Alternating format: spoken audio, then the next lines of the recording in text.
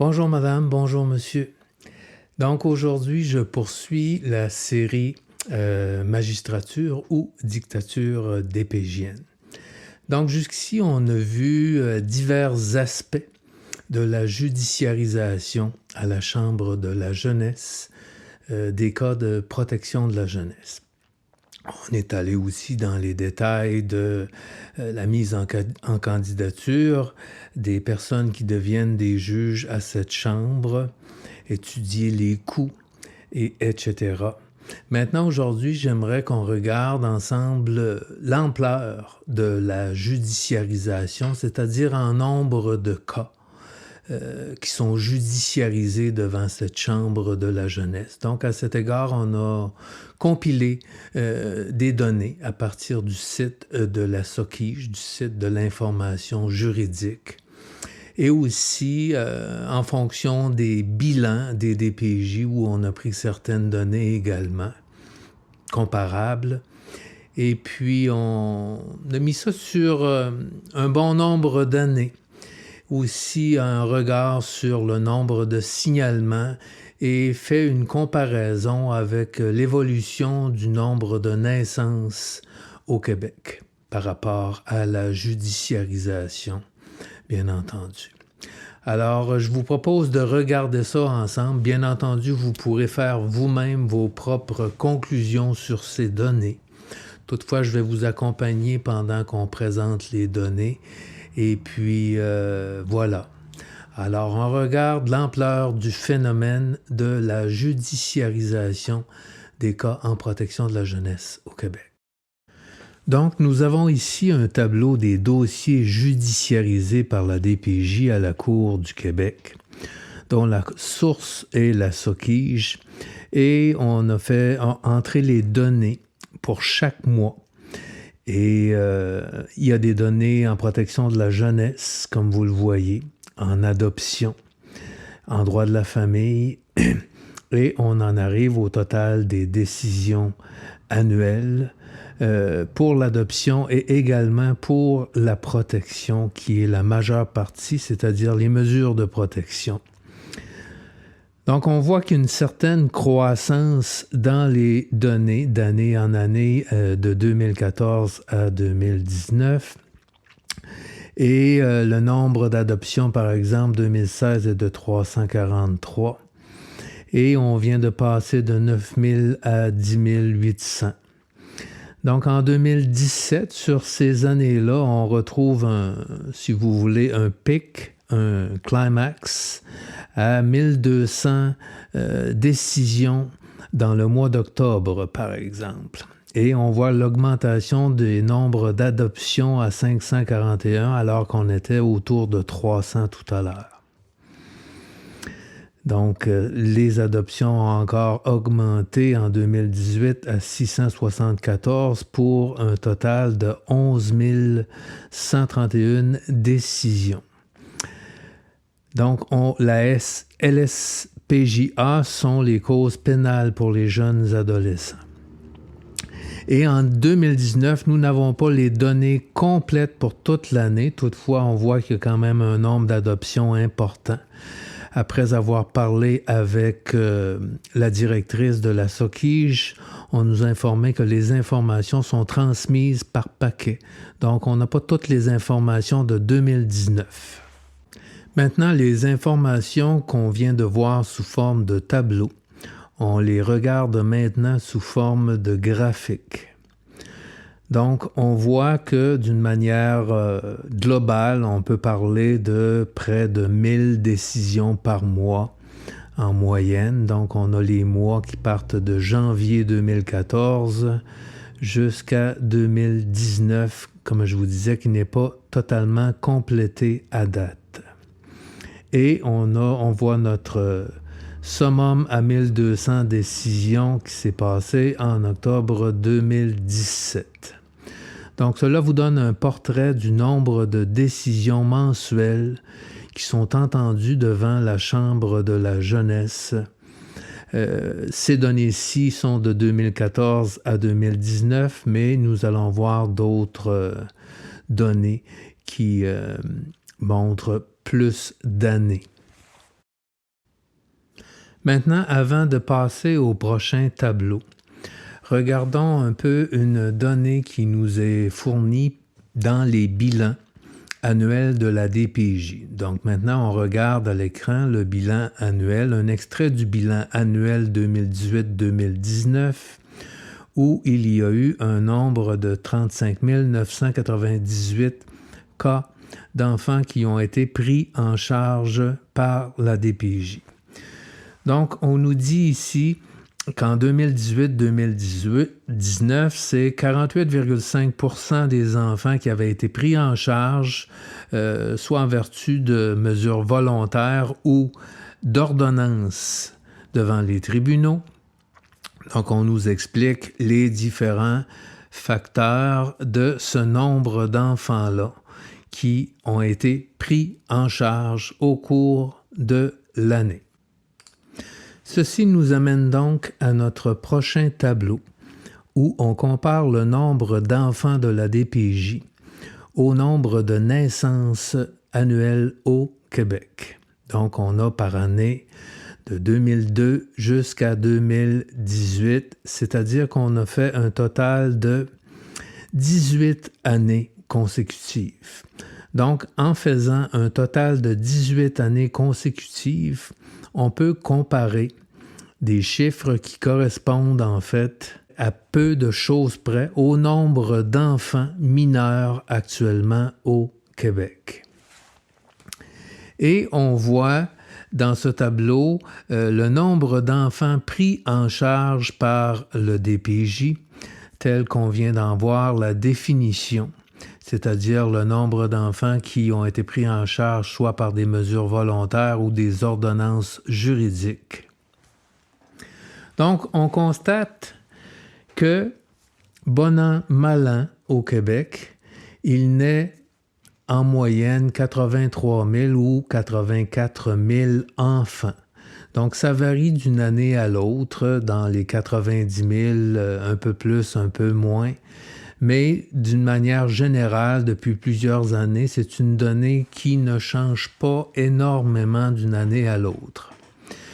Donc, si on regarde la moyenne maintenant de ces 18 dernières années, qui représentent dans le fond un nombre actuel d'enfants mineurs qui est à peu près d'1 500 000 ou plus ou moins ce chiffre, on constate que c'est 38% des enfants qui sont nés au cours des 18 dernières années qui ont fait l'objet d'une mesure ou d'une prise en charge quelconque, que ce soit une mesure volontaire ou une ordonnance de tribunal ou quelque autre mesure possible, ce qui est quand même un chiffre important, puisque la moyenne de la prise en charge par la DPJ se chiffre à 31 954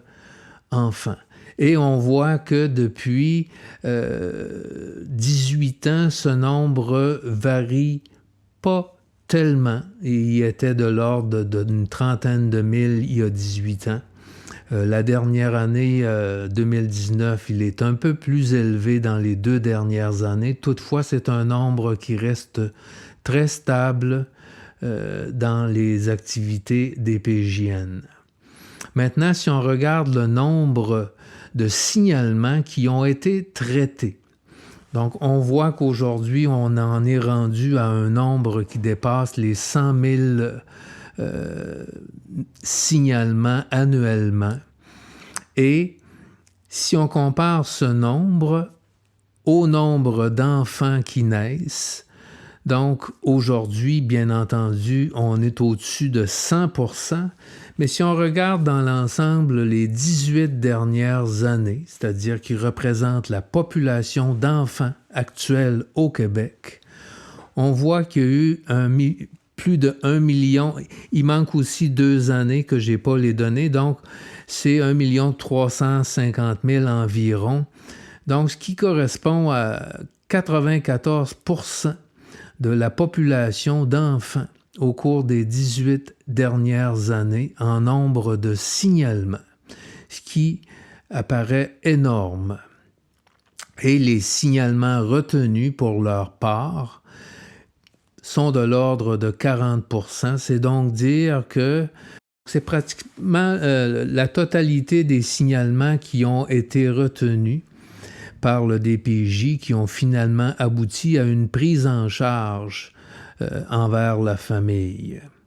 Maintenant, ce qui nous intéresse aussi aujourd'hui, c'est l'évolution des cas de judiciarisation. Donc, on voit que, on a vu dans le tableau précédent, donc on en arrive finalement à un nombre qui est de l'ordre de 12% de la population d'enfants du Québec. Donc, il y a un 12% de judiciarisation, de nombre de jugements, de décisions de la Chambre de la jeunesse qui correspond à 12% du nombre d'enfants qui naissent au Québec.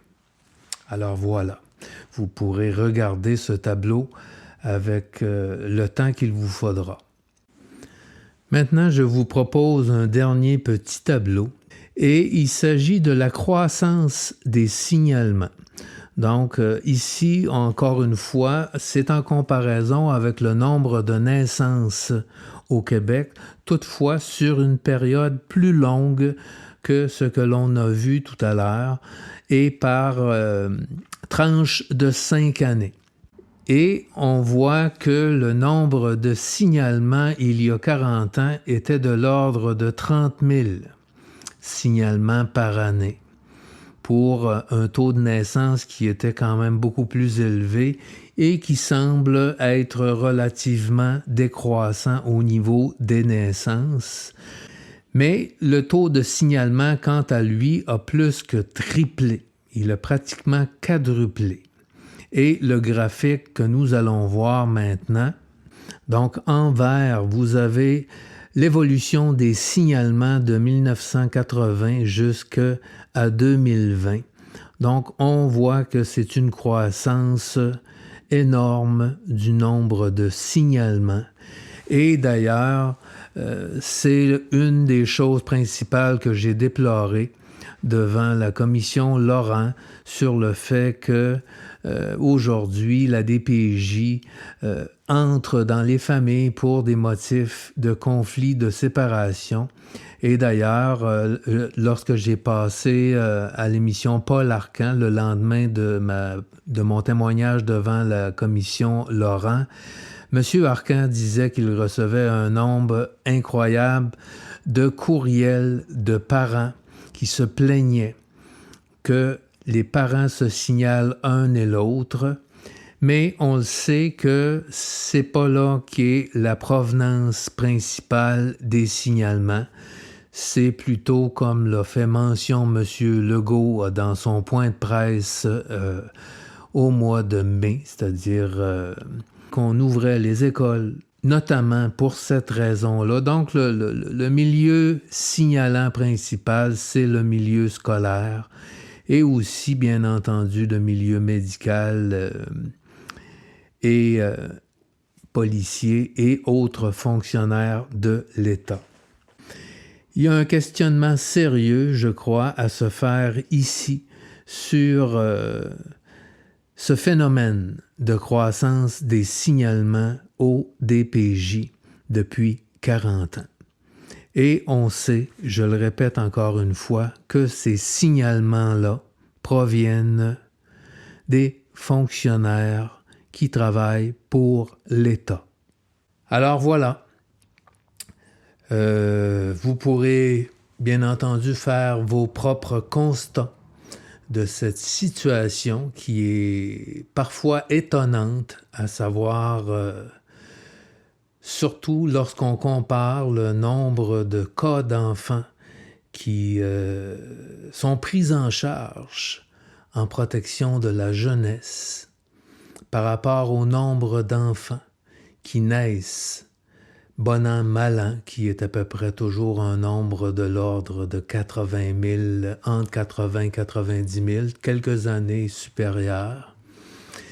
Mais on peut se questionner s'il est vraiment nécessaire de procéder à toute cette judiciarisation de la situation de l'enfant au Québec et à savoir aussi si c'est dans l'intérêt de l'enfant. Alors, madame, monsieur, je vous souhaite une bonne fin de journée et je vous reviens bientôt. Au plaisir.